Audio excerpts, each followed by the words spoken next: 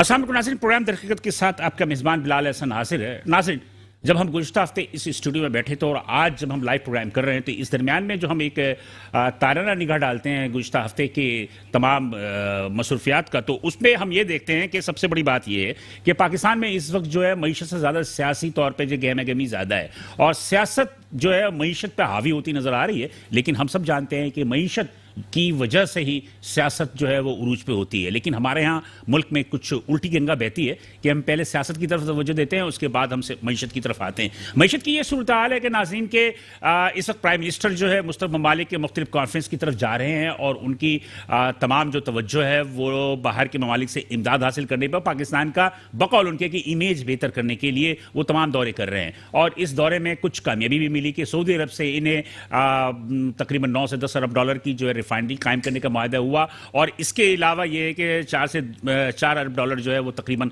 जो है वो स्टेट बैंक में जो एक रिजर्व के तौर पे वो रखेंगे। तो ये थोड़ी सी बात जो सूरत हाल बेहतर है, लेकिन डॉलर की कीमत जो है वो नीचे नहीं आ रही और 120-121 रुपए पर इंटर बैंक में जा रही है और मार्केट में ओपन मार्केट में 125 से 127 रुपए। तो लिहाजा हम ये कह सकते हैं कि मईशत में इस वक्त ठहराव है, ना मईशत ऊपर जा रही है ना मईशत नीचे गिर रही है, लेकिन इस वक्त बहरहाल मईशत की जो सूरत हाल है वो काफ़ी ज़्यादा ख़राब है। और इसी तरह SMEs में हो गए या आपके दीगर जो सेक्टर है उन सेक्टर की भी जो सूरत हाल है वो कुछ ज़्यादा बहुत बेहतर नहीं है, इसलिए कि मौसम सरमा की आमद है और मौसम सरमा की आमद से कबल हर साल जो गैस की शॉर्टेज का एक मामला होता है वो उस गैस की शॉर्टेज का मामला इस वक्त भी इस साल भी जो है वो गुज़िश्ता साल के मुकाबले में जो है वो शदीद से शदीदतर होने की तवक्कुआत की जा रही हैं। ये SSGC ने भी कह दिया और मिनिस्ट्री ऑफ तवानाई ने भी इस बात का इंदिया दे दिया है कि चूंकि RLNG जो कि इंपोर्ट होती है वो काफ़ी महंगी थी, जिसकी वजह से उन्होंने उतने कंसाइनमेंट नहीं लिए जो हमारे मुल्की सनतों की या दीगर जो तवानाई पैदा करने वाले इदारे हैं उनकी ज़रूरियात को पूरा कर सकें। तो लिहाजा अवाम, सनतकार, ताजिर तीनों ही जो है वो इस नवंबर के एंड से या दिसंबर से जो है वो गैस की शॉर्टेज की जब मुतासिर होंगे तो यकीनी तौर पे जो है बिजली बनाने वाली कंपनी को भी गैस की सप्लाई कमी होगी और इस कमी की वजह से जो बिजली की प्रोडक्शन है उसमें भी फ़र्क पड़ेगा और फर्नेस ऑयल से जब बिजली बनेगी तो यकीनी तौर पर जो बिजली महंगी मिलेगी और आवाम का एक शोर होगा, ताजिर और सनतकारों का एक शोर होगा। बहरहाल क्या सूरत हाल होगी गैस के हवाले से और दीगर हवाले से आज इस प्रोग्राम को हम इसी पर हम करेंगे। और सबसे पहले जो मैं इस प्रोग्राम की आपके एक वो बता दूं कि जो पैटर्न होगा हम ज़्यादातर जो है तवानाई के बुरहान पे ही इसको रखेंगे और थोड़ा सा अमन अमान के हवाले से भी।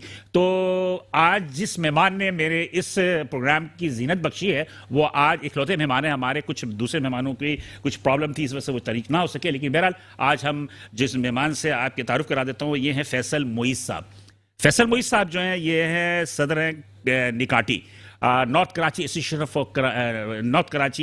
ऑफ ट्रेड एंड इंडस्ट्री के ये सदर हैं और माशाल्लाह ये काफ़ी से ज़्यादा एक्टिव भी हैं और थोड़े सियासत से भी इनका वाबस्ता है, तो इस वजह से इस तमाम सूरत हाल को बेहतर तौर पर समझते हैं।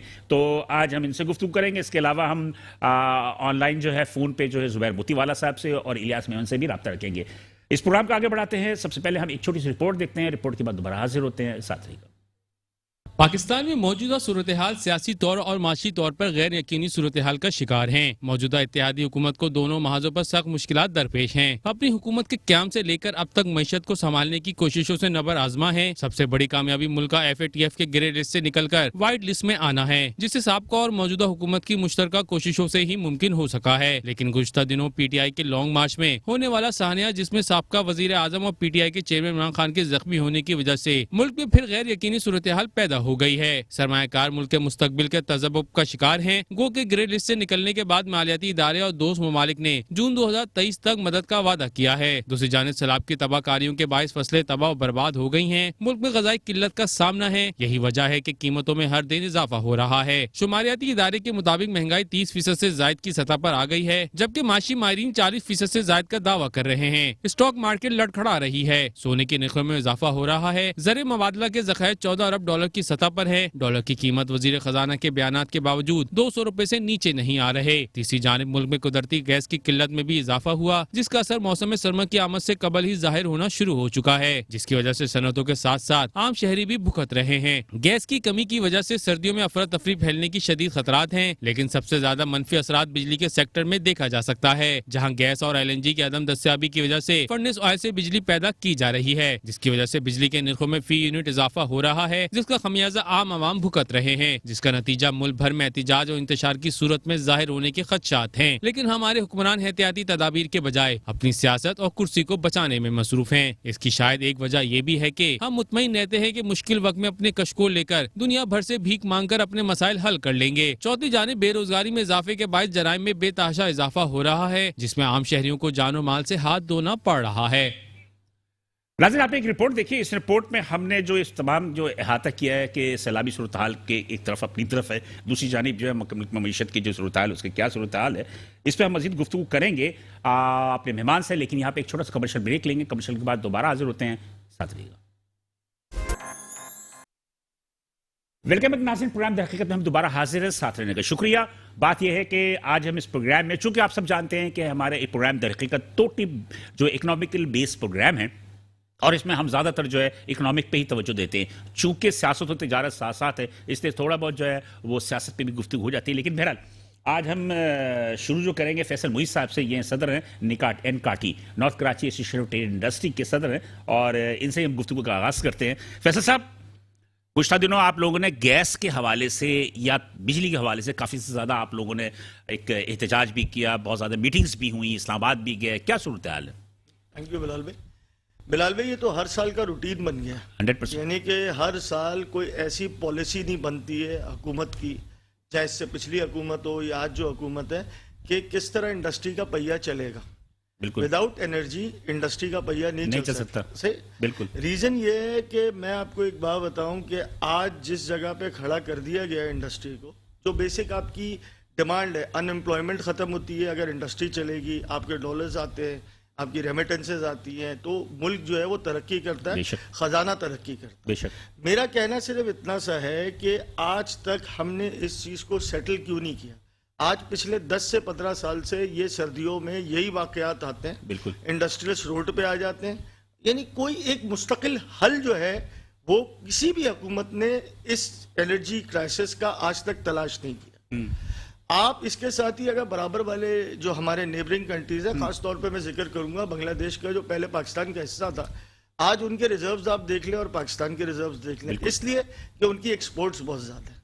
आज हमारी मीटिंग जो होती है वो मिनिस्टर साहब आते हैं, पेट्रोलियम मिनिस्टर साहब, वो एक 7 रुकनी कमेटी बना के जाते हैं जुबैर मोतीवाला साहब की सरबराही में, कि MD SSGC और SSGC की टीम बैठ के विंटर जो प्लान है इनका, गैस प्लान है, उस पर डिस्कशन करेंगे। 3 मीटिंगें हमारी होती हैं। 3 मीटिंगों में जब हम उनके साथ बैठते हैं, कराची इस्लामाबाद, जी कराची में, MD साहब के दफ्तर में, आपके पड़ोस में 3 मीटिंगें होती हैं तमाम प्रेसिडेंट्स एसोसिएशन के, जुबैर मोतीवाला साहब की क़यादत में, कराची चैम्बर के साथ मिल के जाते हैं।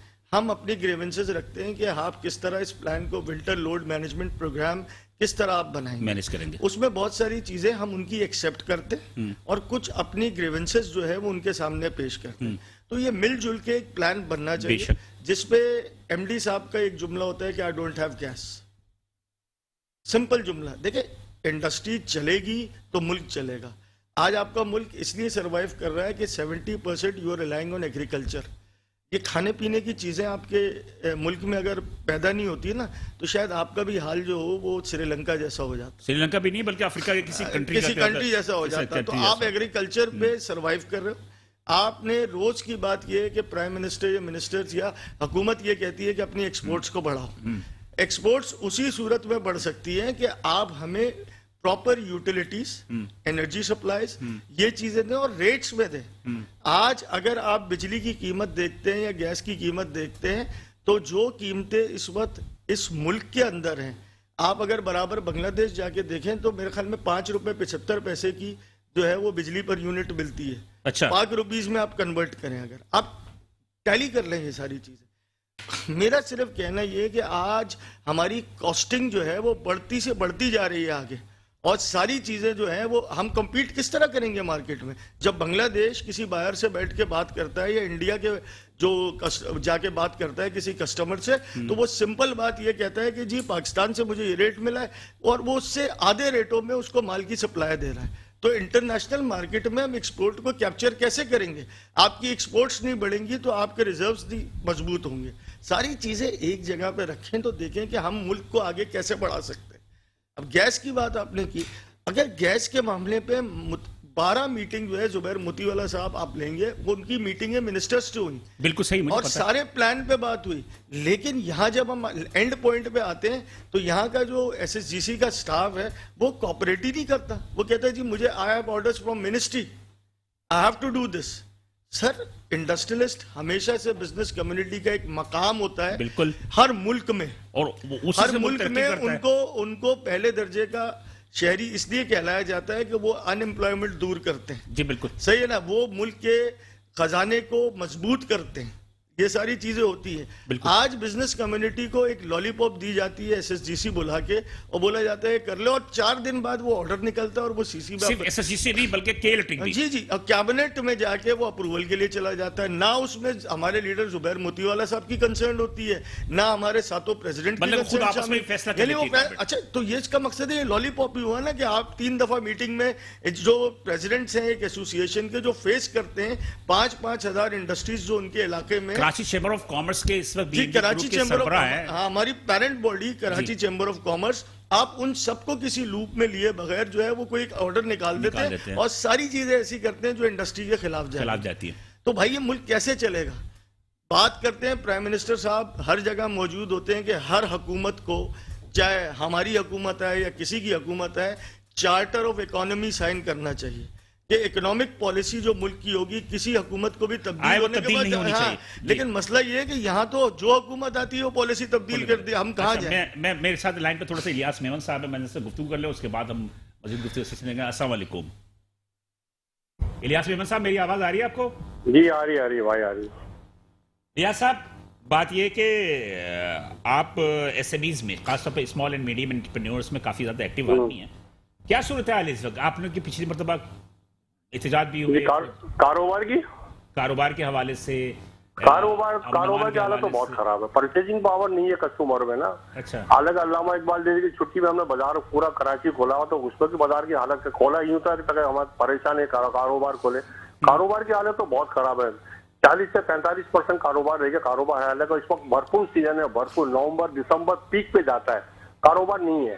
कारोबार की बहुत परेशानी है। एक तो महंगाई होगी या फिर गवर्नमेंट की कोई पॉलिसी नहीं है, पता नहीं हुकूमत रहेगी या नहीं रहेगी, ये धरने वगैरह सब, ये परेशान है लोग। अच्छा, दूसरी बात एक और भी है जब इलियास साहब के, आपको पता होगा कि गैस का बहरान होना है, सर्दी जैसे शुरू हो रही है, गैस का बहरान आने वाला है, तो इस गैस के बहरान की वजह से यकीनी तौर पर बिजली की कंपनियों को भी गैस मिलेगी नहीं, फिर बिजली की कीमतें भी बढ़ेंगी, तो फिर उसके बाद और सूरत-ए-हाल गंभीर होने का खतरात हैं। गैस तो वैसे हमारा जो चिल्लर प्लांट जो गैस से चलता, अभी से गैस नहीं आ रही। गैस को तो प्रॉब्लम हो गई है, घरों में भी गैस नहीं आ रही, घरों के अंदर मसला बन गया है। बिजली तो इन्होंने अभी से बोल दिया कि बिजली का कुछ भी बढ़ा सकते हैं। हमारी यहाँ मीटिंग हुई थी, बोल सकते हैं कुछ भी हो सकता है बिजली के दाम तो 100% बढ़ेंगे या लोड शेडिंग करेंगे या कुछ भी करेंगे, ये बहरान तो है। लेकिन वफाक को ये सोचना चाहिए कि जितनी भी ताजी बिरादरी है, पूरे 22 करोड़ 24 करोड़ की आवाम जो है ये खड्डों में धकेल रहे, इसको कौन देखा जाएगा? इनकी कोई पॉलिसी नहीं है, कोई विजन ही नहीं है किसी चीज का। ये बाहर के दौरों तो कर रहे हैं, कभी इधर जाते हैं, कभी इधर फोटो खींच कर रहे हैं, लेकिन पाकिस्तान के लिए इनके लिए कोई भी काम ये नहीं कर रहा है। ये तो समझ लो कि मुसीबत आ गई है। जब तक फ्रेश इलेक्शन नहीं हो, जब तक कुछ भी नहीं हो, कुछ भी पॉलिसी नहीं बनेगी। फ्रेश इलेक्शन से क्या होगा कि क्या पैदावार बढ़ जाएगी? फर्क पड़ेगा। जब आप एक आदमी को मैंडेट, ये तो 13 आदमी 14 आदमी हुकूमत चल रही, टूचू का मुरब्बा है ना। जब फ्रेश इलेक्शन होगा तो पता चलेगा आदमी इसके मैंडेट है, ये कुछ भी कर सकता है। अभी किसके पास पॉलिसी है? कोई पॉलिसी है? कोई आदमी बात कर सकता है? इंडस्ट्री में कोई पॉलिसी बना सकता है? कोई कर सकता है? कोई भी महंगाई के लिए आप कंट्रोल कर रही है? कुछ भी नहीं कर रही है। ये तो वहां पर सब एक मल्लू खा रहे हैं। ये तो किसी को पता ही नहीं को क्या हो रहा है कोई भी है। अच्छा, जब तक पॉलिसी में जब तक कुछ भी नहीं होगा। ये अभी जो फील्ड एडजस्टमेंट चार्जेस जो खैर मेरा नवंबर के बिल में तो फील्ड एडजस्टमेंट चार्जेस को उन्होंने बिजली 5 रुपए करीब सस्ती कर दी कि इलेक्ट्रिक ने। लेकिन बात ये होती है कि ऐसे ताजिर SMEs के कि आपके अपने कारोबार पर जब यकीनी तौर पर बिजली के बिलों में इजाफा होगा तो उस वक्त जो है कारोबार की सूरत जो आप कह रहे हैं 35 to 40% अभी भी कम है, तो उस वक्त क्या सूरत होगी? उसके लिए आप लोगों ने पेशबंदी की है। और कारोबार खराब होगा जब लोड शेडिंग करेंगे, जब बिजली का दाम बढ़ाएंगे, जब जनरेटरों को 5-5, 6-6 लाख रुपए का डीजल जलेगा, ऑटोमेटिक लाजो परेशानी होगी, ये घरों में लाइट जाएगी, परेशानी होगी। भाई इनको 6 महीने को पॉलिसी तो बनाए ना, क्यों नहीं पॉलिसी बना रही है? ये क्या घूमने के लिए आए हुए हैं क्या? ये चक्कर लगाने के लिए आए हुए हैं क्या? ये आपके साथ ये क्या इसी तरह रहेगा क्या? ये कारोबार करने नहीं आएंगे क्या कोई भी? आपके साथ साथ जो है वो जो इंडस्ट्रियलिस्ट हैं, सनतकार हैं, वो भी परेशान हैं। तो सनतकार परेशान है। सनतकार बाहर निकले ना, बाहर निकले के करे ना, सारी फैक्ट्रियां बंद करा दे। ऊपर से फोन आया, साक्षात्कार का फोन आता है, आपका मसला हल करवा दिया। मसला तो कुछ भी हल नहीं होता ही है। अभी आप चैम्बर वाले चले जाएंगे या अपने इंडस्ट्री वाले सारे चले जाएंगे, फोन आएगा, वहां भागे जहाँ आपका मसला होगा, कोई हड़ताल नहीं होगी। करे ना हड़ताल, कुछ तो करके दिखाए ना। इंडस्ट्री पूरी एक दिन के लिए बंद करके तो दिखाए, जब पता चले ना, जब जाकर हुकूमत चलेगी। वैसे हुकूमत चलने वाली नहीं है, जब जाकर गैस का बुरान खत्म होगा। ये कुछ भी नहीं करेंगे। ये एक फोन पे हिल जाते हैं, चाहे चैम्बर हो, चाहे फेडरेशन, चाहे कोई भी हो, एक फोन पे हिल जाता है, आप फौरन पहुंच जाते, मसला हल हो जाएगा। हुकूमत इन्हें लॉलीपॉप दे देती है। 100% लॉलीपॉप नहीं, 100% वो काम करेगी ना करेगी काम। ये कुछ भी नहीं करेगी, अपना टाइम जाया कर रहे हैं लोग, आवाम का भी टाइम जाया करो, 24 करोड़ आवाम का भी टाइम जाया कर रहे हैं। जब तक मसला नहीं होगा। ये इलियास मेहमान, मेरा फैसल मुइज बैठे हैं, north Karachi association trade and industry के जो सदर है, कहेंगे कि आप कुछ जो कह रहे हैं? देखिए इलियास भाई, मसला ये है कि आज आपने बात कही, हर जो नवंबर दिसंबर होता है, हम इंडस्ट्रियलिस्ट मिल के जितना बड़ा एजिटेशन करते हैं SSGC से पे या और इदारों पे, तो उसका बहुत बड़ा इफेक्ट पड़ता है। और आज भी हम जुबैर साहब अभी लाइन पे आएंगे, हम इस चीज़ पे गौर कर रहे हैं कि हम अगर नहीं होगा तो ये जो इनकी बात बिल्कुल सही है, हम इंडस्ट्री बंद कर देंगे। अरे आप लोग कहते हैं लेकिन होता नहीं है। हमने की है, करके दिखाई। सिराज कासम तेली के दौर में मुझे अच्छी तरह याद है, सिराज भाई ने गैस के आगे धरना दिया था, बिल के आगे धरना दिया था, मुझे अच्छी तरह पता है। उसमें थे, सारे मौजूद थे, लेकिन भाई इनमें विजन ही नहीं है। आपको शायद याद नहीं है, पिछले साल जुबैर भाई की क़यादत में भी हमने बहुत बड़ा धरना दिया था। हाँ याद है मुझे, और हम वहाँ खड़े थे, लेकिन मसला हल नहीं हुआ। नहीं, मसला हल हुआ। SSGC ने उसके बाद हमारे साथ बैठी, मिनिस्टर ने इंटरवीन किया, और उसके बाद हमने वाकई को अपनी बातें मनवाई, और मसला सिर्फ इतना सा है। मैं आपसे ये कहता हूँ कि ये बिल्कुल इनकी बात सही है। मैं आपसे बात कर रहा था अभी बांग्लादेश की, गैस नहीं है ना बांग्लादेश में, लेकिन एक्सपोर्ट में वो हमसे बहुत ज्यादा आगे। सुनिए इस बात को कि नहीं, पहले मैं इलियास साहब को वो कर दूं, उसके बाद मैं आपसे पूछूं। इलियास भाई, बात ये कि इसके साथ साथ अमन ओमान की क्या सूरत हाल है? अमन तो लूट मार तो बहुत मची हुई है, बहुत ज्यादा खराब है, बहुत ज्यादा। मैंने लूट मारा पर मोबाइल स्टिंग बहुत ज्यादा बढ़ा हुआ है। इसमें भी हम ADC IG को पूरा सबको बताया, कुछ सुनने वाले। मैं रेंजर्स वालों से भी बैठ के उनसे भी बोला, मैं इसको कोई कंट्रोल करने वाला नहीं है। आई दिन देखो, कब 2 आदमी मर रहे हैं, कभी 4 आदमी मर रहे हैं, कभी 3 आदमी मर रहे हैं। है ही नहीं, कुछ है ही नहीं। कोई लावारी छोड़ा हुआ है, कराची को लावारी, पाकिस्तान को लावारी छोड़ा। जब तक नया कानून नहीं आएगा, जब तक कुछ नहीं है। एक सेकंड, आपके साफियों के ऊपर कितना बड़ा जुल्म हो रहा है। किसी मीडिया ने आवाज लगाई? किसी ने कुछ बोला क्या? 1% भी किसी ने नहीं बोला किसी के अंदर भी। सब यानी मीडिया तो मल्लू खाने वाले, वो चुप बैठे हुए, 2-3 मीडिया वाले बोल रहे, बाकी कोई भी नहीं बोल रहा। किसने पकड़ा, किसने गिरफ्तार करा, किसने क्या करा, किसी ने कुछ बोला क्या? किसी ने कुछ नहीं बोला। लेकिन एहतजाज हो रहा है, एहतजाज हो रहा है, हर यूनियन जो एहतजाज कर रही है, हम भी एहतजाज कर रहे हैं। ये इस एहतजाज की वजह से ही हुकूमत ने जो है वो जुडिशल कमीशन बनाई है प्राइम मिनिस्टर ने, और इस एहतजाज की वजह से ही जो है वो इतनी ज्यादा इंक्वायरीज भी हो रही है। ऐसी बात नहीं है। लेकिन मैं ये कहना चाह रहा था कि आप हड़ताल की बात करते हैं, अगर इंडस्ट्रियलिस्ट और SMEs मिलकर अगर हड़ताल करेंगे तो फायदा होगा। तो तैयार है, इंडस्ट्री वाले जो कुछ ही करेंगे नहीं, हम तो तैयार हैं। ये करेंगे नहीं, हम इस मौके पे जा रहे हैं इलियास भाई कि आप और हम मिलके हड़ताल करें। ये जब तक दोनों मिलकर एहतजाज नहीं करेंगे कुछ भी नहीं होगा। मुझे अच्छी तरह याद है, सिराज कासम तेली और अंजुम निसार, हमने धरना दिया था। सिराज से अंजुम निसार सदर तो अपने टाई बाई होता, रोड के बीच में बैठ गया था अंजुम निसार, और सिराज भाई भी नीचे उतर आए थे, मैं रोड के नीचे बैठता हूँ। ये है उम्र। अगर आप अभी की बात करें वो मासी की कहानियां हो गई। कुछ फैसला नहीं नहीं हम होगा। तैयार हैं, बिल्कुल तैयार हैं, और हम फैसले पे जा रहे हैं हम आपके साथ हैं, हम 2 कदम आपसे आगे चलेंगे इंशाल्लाह। इसलिए कि आप लोग जब तक दोनों मिलके एक मुश्तरका लाएमल नहीं बनाएंगे तो मैं समझता हूँ कुछ भी नहीं होगा। हम तैयार हैं बिल्कुल इलियास भाई। बस, जब बस इंडस्ट्री, हम भी तैयार हैं, हम जब बोलेगा वो आपके साथ खड़े हुए हैं। Thank you sir. हमारा मंडल जी ने चेंबर के साथ है। चलिए Thank ठीक है, you, बहुत sir. शुक्रिया, Thank बहुत you. शुक्रिया, बहुत शुक्रिया। ये थे इलियास मेमन साहब। थोड़ा सा ये बहुत जज्बाती भी इंसान भी हैं, और यकीनी तौर पे जज्बाती इंसान वही होता है जो ईमानदार भी हो, खरा भी हो। उनका कहना ये है कि सनतकारों को जब तक के वो आखिरी कुछ के लाएमल यही कि हड़ताल या एहतजाज नहीं करेंगे, उस वक्त तक यकीनी तौर पर हुकूमत जो है उन्हें बहुत ही लाइटली लेती रहेगी। बहरहाल ये गुफ्तगू सिलसिला जारी है। मैं मजीद फैसल मोई साहब से भी बात करूंगा, लेकिन यहाँ पे एक छोटा सा ब्रेक लूंगा। ब्रेक के बाद दोबारा हाजिर होते हैं तो हम गुफ्तगू सिलसिले को मजीद जारी रखेंगे। साथ ही वेलकम नाज़रीन, प्रोग्राम दर हकीकत में दोबारा हाजिर हैं एक वक्फे के बाद। और वक्फे में जाने से कबल हमारी इलियास मेमन साहब से गुफ्तगू हो रही थी, जो कि सदर है जनाब Ali Tariq road trader alliance के थे। उनकी गुफ्तगू सुनी। मेरे साथ आज मेहमान है फैसल मोई साहब, जो कि सदर हैं एनकाटी, नॉर्थ कराची एसोसिएशन में ट्रेड इंडस्ट्री के, और इनसे गुफ्तगू हो रही थी। फैसल भाई, जो इलियास मेमन साहब ने कही कि एहतजाज आपको करना पड़ेगा, हड़ताल करनी पड़ेगी, तो मुमकिन है? देखिए, एहतजाज तो हो जाएगी। मैं एक बात बताऊं, हम एहतजाज, देखिए एक मुहज्जिब कम्युनिटी है जो बिजनेस कम्युनिटी है, सही है ना। बेसिकली साइकिल है हर एक का, हर आदमी बिजनेस कर रहा है। बात बहुत अच्छी है कि आप देखें ना, जहां भी आप बिजनेसमैन को देखते हैं वो हर चीज से अलग होता है, सही है? लेकिन लाजमी बात है कि उसको एहतजाज रिकॉर्ड कराने के तरीके हैं, प्रेस मीडिया है, उसके अलावा हम SSGC के सामने खड़े हो सकते हैं। मसला सिर्फ इतना सा, आप ये बताएं कि इस वक्त सिंध की जो गैस थी वो 2200 MMC आप लोग जो एक सेक्शन है 158, मैं उसी पे बात करने जा रहा हूँ। इसलिए कि मेरे साथ लाइन पर जुबैर भाई साहब आ गए। जुबैर भाई हैं, मैं बोलूँ क्या, जुबैर भाई को सब नॉलेज है कि इतनी गैस जो सिंध में पैदावार है जो डिप्लीट हो गई है, और उसके बाद 158 भी के तहत जो है वो ऑलरेडी सिंध गवर्नमेंट का केस है।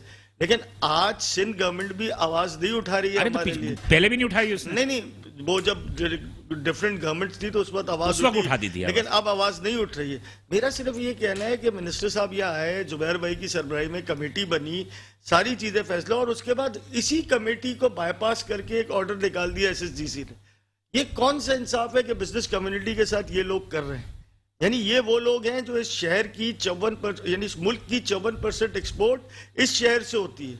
ये शहर जितना रेवेन्यू पे करता है सूबे को और वफाक को, आप उस शहर के साथ जो आपकी बेसिकली इकोनॉमिक हब है, आप उसको डीरेल करने जा रहे हैं। This is the मेरे ख्याल है कि जुबैर मोतीवाला साहब जो है वो मेरे साथ लाइन पर मौजूद हैं। ये हैं साबिक सदर Karachi chamber of commerce industry और BMG के बिजनेसमैन ग्रुप के जो है ये सरबराह भी हैं कराची चैम्बर ऑफ कॉमर्स। अस्सलाम वालेकुम सर जुबैर मोतीवाला। वालेकुम सलाम जी। जुबैर भाई साहब, आज फैसल मोईज साहब सदर NKATI north Karachi association trade industry मेरे साथ मेहमान हैं, और हमने ख़ास तौर पे सिर्फ जो है प्रोग्राम गैस की क्राइसिस और बिजली की क्राइसिस पे हमने इस पर बात करने के लिए रखी। क्या कहेंगे कि ये गैस की जो प्रॉब्लम आ रही है, ये सुना है कि सर्दी में जो है वो बेइंतहा ज़्यादा प्रॉब्लम बढ़ेगी, तो इस प्रॉब्लम के बढ़ने की वजह से इंडस्ट्री तो मुतासिर होगी, एक आम आदमी भी मुतासिर होगा। क्या कहेंगे आप इस पर?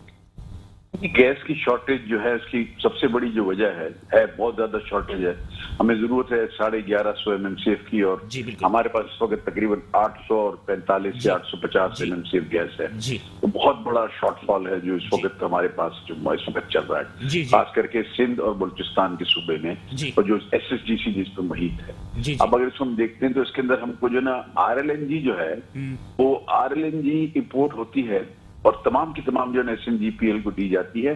यहाँ सिर्फ 75 MMCF आती है जो KEC को डायरेक्ट देते हैं, इसके अलावा कुछ भी नहीं आता। अगर आप हमारी शॉर्टफॉल के अंदर अगर RLNG यहाँ क्यों डाइवर्ट निकलते हमारी समझ में नहीं आता।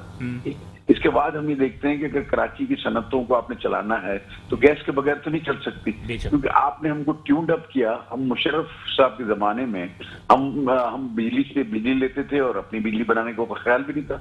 वहां उन्होंने कहा कि ये बिजली की हमारे पास कमी है और हम आपको गैस के कनेक्शन देते हैं। उन्होंने गैस के कनेक्शन दिए, हमने अपने जनरेटर लगाए और अपने उसके ऊपर ट्यून्ड अप होकर हम जो है ना आज तक उसके ऊपर जो है ना हम वो जनरेटर चला रहे हैं। और मैं आपको एक बात बताऊं, हम जो आज जो सरकारी जनरेटर्स हैं, जो सरकारी पावर जनरेशन होती है, उससे हम कहीं ज्यादा एफिशिएंट है। इसके बावजूद अगर हमको गैस नहीं मिलेगी तो हम कैसे चलेगी? और ये अभी तो उन्होंने नोटिफिकेशन निकाला है जो बगैर हमारी कंसल्टेशन के है। 7 इंडस्ट्रियल एसोसिएशन बैठी हुई थी और हमने उनको क्या, उन्होंने जो ना उन्होंने कह दिया जी जनरल इंडस्ट्री पूरी, captive power plant general industry का पूरा बंद, जीरो रेटेड इंडस्ट्री का 50% बंद। और ये भी 1 साल का नोटिफिकेशन नहीं है। उन्होंने कहा जी ये हमेशा सितंबर से लेकर मार्च तक जो है ना वो बंद रहेगा। ये आप इसको नोट कर लें। मेरी समझ में नहीं आता कि इंडस्ट्री को अगर आप इस तरह से ट्रीट करेंगे, इसको सिर्फ 380 MMC मुझे ये बता दीजिए कि सनतों को टोटल कितनी जरूरत होती है? 380। अभी तो खैर वो उसके अंदर भी 10-20% जो है ना, चूंकि सनतें बंद हैं। अभी कितनी मिल रही? 360 MMCF गैस जो है ना वो इंडस्ट्री ले रही है। तो मतलब कि 20 MCFD कम है? जी बिल्कुल कम हो गया। तो ये मजीद कितनी कम हो जाएगी? अभी भी नहीं, अभी तो ये तो हमारी तरफ से कम है, इनकी तरफ से सीधी चली जाएगी 280-300 पे। यानी 80 MMCF ये कम कर देंगे। अगर 80 MMCF कम होगी, आप समझ लेंगे 25% कम हो गई। तो 25% का मतलब हो गया कि आपकी 25% प्रोडक्शन कम हो गया, 25% एक्सपोर्ट कम हो गया। एक प्रोडक्शन कितना कम हो जाएगा? एक्सपोर्ट 25% कम हो जाएगा। आपको 25% आपने गैस कम कर दी, एंड सिमिलरली सेम प्रोडक्शन कम हो जाएगा, तो आपका सीधा वो आपके सामने हिसाब की जरूरत ही कोई नहीं। 25% आपका एक्सपोर्ट भी कम हो जाएगा। नहीं, तो इसके बाद ये है कि आप इसको बिजली की से तो जरूरत को पूरी कर सकते हैं ना? देखिए डोमेस्टिक की जरूरत के लिए तो कर रहे हैं। देखिए दुनिया में कहीं ऐसा नहीं होता। मैं आपको बांग्लादेश का हिसाब देता हूँ। बांग्लादेश में 34% गैस दी जाती है इंडस्ट्री को, हमारे यहाँ सिर्फ 18% दी जाती है। अब उनके यहाँ जो है ना डोमेस्टिक को 13% गैस देते हैं, हमारे यहाँ 34% गैस देते हैं। यानी आप उलट देखें, प्रायोरिटी किसकी है? चूल्हा जलेगा जब जब नौकरी होगी, जब आप पैसे आपके पास आएंगे। खाली चूल्हा जलाने से तो कुछ भी नहीं होता। तो आप अगर इसको इस तरह से लेके देखेंगे, दुनिया में कहीं भी प्रायोरिटी नंबर 1 पे डोमेस्टिक नहीं होता। प्रायोरिटी नंबर 1 पे हमेशा इंडस्ट्री होती है, ताकि इंडस्ट्री चलेगी तो आपका सनत का पहिया चलेगा, तो आपको फॉरेन एक्सचेंज आएगा और आप जो है ना आपकी रोजी रोटी आपकी उसके साथ चलेगी।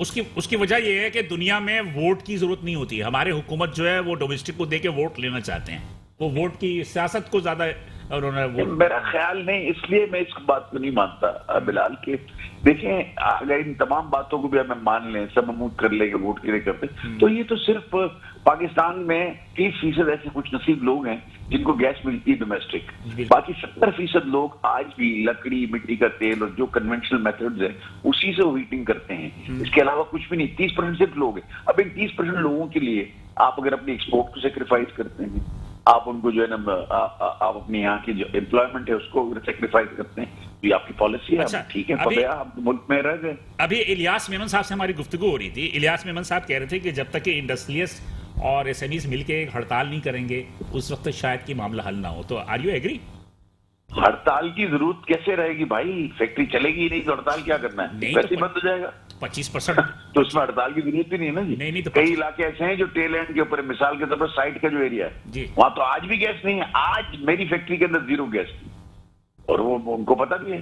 तो आप मुझे बताएं, तो हड़ताल तो जब करते जब बंद, आज मेरी फैक्ट्री अगर आप किसी कल बेचते हैं, आज बेचते हैं, परसों आगे देख ले, अच्छा, कैमरे लेके आ जाए, सब बंद पड़ा हुआ। चले उसके बाद थोड़ा सा मैं आपसे बोल रहा हूँ। एक तो मैं मुबारकबाद देना चाह रहा था आपको TDAP की चेयरमैनशिप की, लेकिन मेरे ख्याल में अभी नोटिफिकेशन नहीं आया है, इसकी वजह से मैं ऑफिशियली आपको कैबिनेट ने अप्रूव कर दिया है।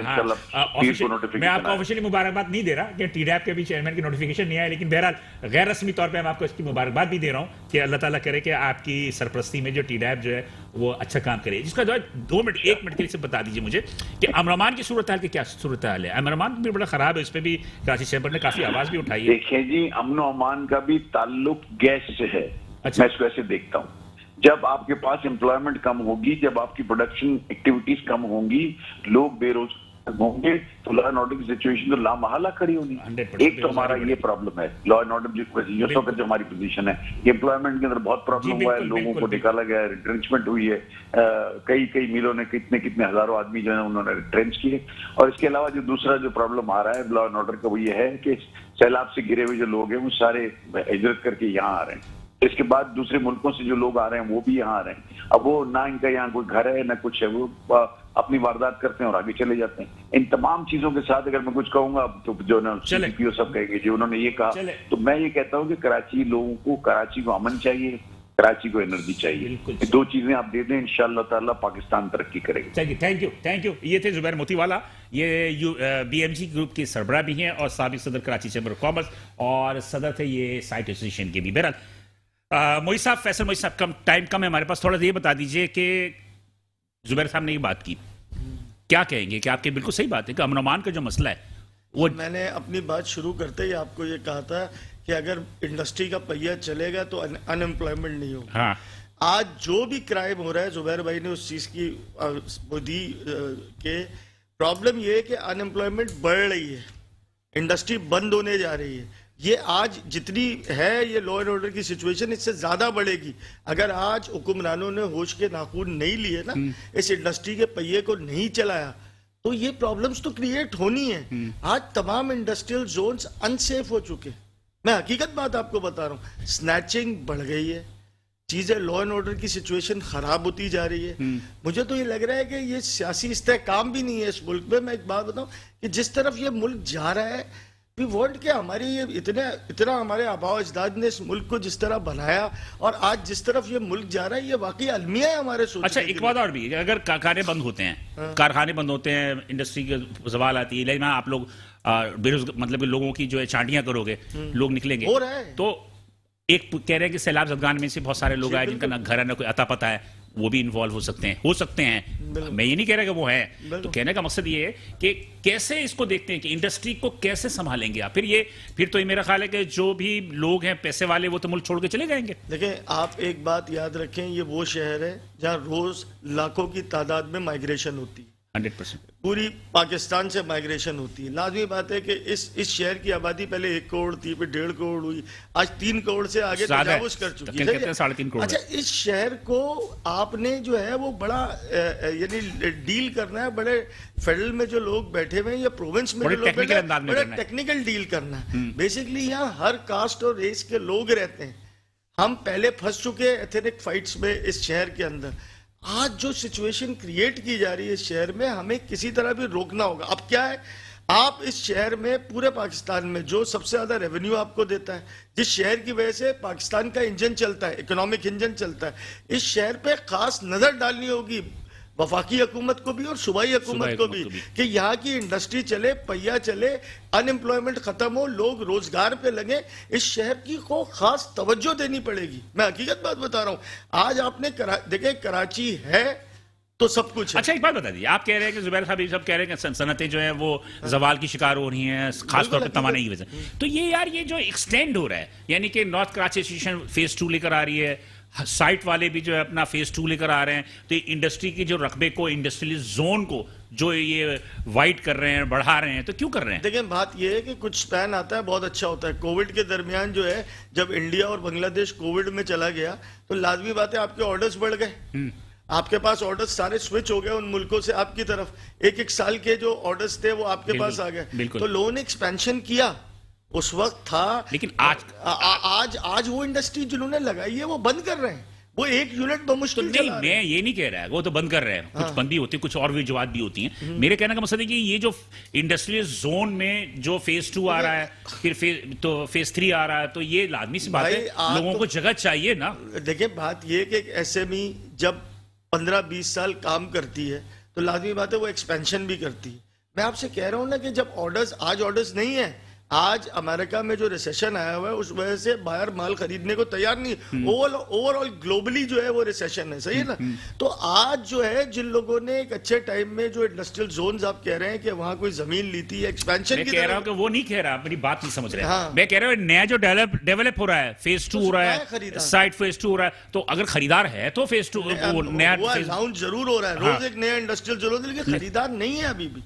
आप जाके देखें ना इंडस्ट्री का हाल, प्रॉपर्टी का हाल देखें, प्रॉपर्टी डिक्लाइन पे जा रही है। कोई आप जाके देखें इंडस्ट्रियल जोन्स का हाल, जो प्रॉपर्टी की कीमत बहुत ज्यादा थी आज वो प्रॉपर्टी, इसलिए कि हमने इश्तार तल के नॉर्थ कराची फेज 2 जो है वो फेज 2 अभी नहीं, हमने एक देखिए नॉर्थ कराची वो NTR है, वो एक प्राइवेट प्रोजेक्ट है। नॉर्थ कराची की हमने रिक्वेस्ट डाली है CM साहब को कि हमारा फेज 2 अच्छा वो प्राइवेट है, वो प्राइवेट है, ठीक उससे हमारा कोई ताल्लुक नहीं है नॉर्थ कराची एसोसिएशन का। हमने एक अपनी रिक्वेस्ट डाली है फेडरल गवर्नमेंट को और प्रोविंशियल गवर्नमेंट को कि लैंड दी जाए, जी कि लैंड दी जाए नॉर्थ कराची फेज 2 को, जैसे just like site. Thank you Faisal भाई कि आप यहाँ तशरीफ लाए। बात यह नाज़रीन के ये छोटी सी हमने कोशिश की थी कि हम इसको गैस की जो प्रॉब्लम आने वाला है यकीनी तौर पे बहुत संगीन बहरान आने वाला है और इसको किस तरह हल किया जाएगा और साथ साथ पाकिस्तान की मईशत को भी मजबूत करने के लिए तवानाई की ज़रूरत है। बहरहाल वफाक से और सुबह से हम यही समझ सकते हैं कि इस वक्त चूँकि दोनों हुकूमतों में अच्छी एक समझदारी है, एक अच्छी अंडरस्टैंडिंग है, तो कराची की शहरियों के लिए भी कुछ बेहतरी आएगी। बिलाल इसको इजाज़त दीजिए, अगले हफ्ते इसी दिन इसी वक्त आपसे दोबारा मुलाकात होगी।